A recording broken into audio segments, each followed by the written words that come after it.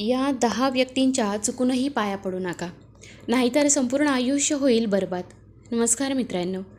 काही व्यक्तींच्या पाया पडल्यानंतर आपल्या प्रत्येक कामात विघ्न येतात आणि कोणतेही काम मनासारखे होत नाही.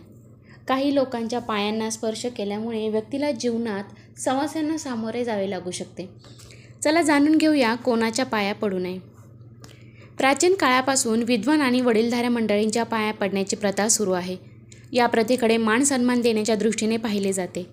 हे तर सर्वांनाच माहिती आहे की वडीलधाऱ्या मंडळींच्या पाया पडावे हे आपल्याला सांगितले जात आहे. मात्र हे फार कमी लोकांना माहिती असेल की या 5 व्यक्तींच्या पाया पडणे अशुभ मानले जाते.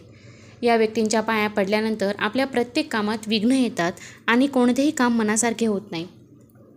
काही लोकांच्या पायांना स्पर्श केल्याने व्यक्तीला जीवनात समस्यांना सामोरे जावे लागू शकते.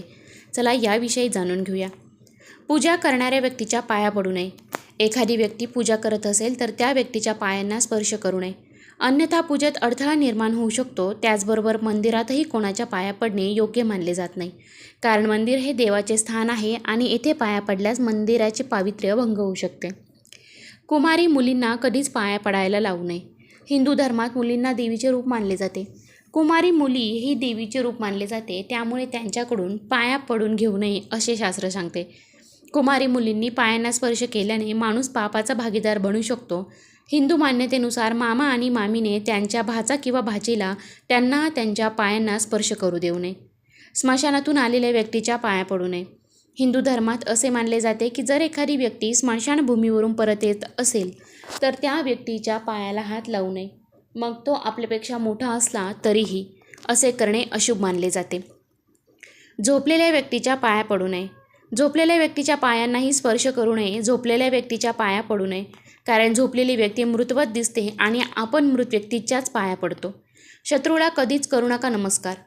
आपल्या शत्रूला कधीच नमस्कार करू नये, कारण त्याच्या मनात कायम द्वेष असतो. आपले चांगले होऊ नये अशी भावना त्याच्यामध्ये असते. त्यामुळे त्याच्या पाया पडल्याने आपल्याला नकारात्मक ऊर्जा येते. म्हणून शत्रूला कधीच नमस्कार करू नये. साधू संन्यासीकडे पाया पडून घेऊ नये. साधू संन्यासी यांच्या आपण पाया पडावे, पण त्यांना कधीच आपल्या पाया पडू देऊ नये, कारण ते फक्त त्यांच्या गुरूंच्या पाया पडतात. जावयाने सासऱ्याच्या पाया पडू नये.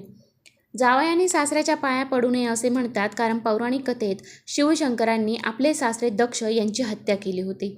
भाच्याने मामाच्या पाया पडू नये. भाच्याने मामाच्या पाया पडू नये हे कृष्ण कथेवरून सांगितले जाते, कारण कृष्ण कंस मामाचा वध केला होता. जेवताना पाया पडू नये. एखादी व्यक्ती जेवत असेल तर जेवताना पाया पडू नये. प्रवासाला निघणाऱ्या व्यक्तीच्या पाया पडू नये. तसेच तुमच्याबरोबर प्रवासाला निघालेली व्यक्ती वयाने मोठी असली तरी तुमच्याबरोबर निघणार असेल तर त्यांना नमस्कार करू नये.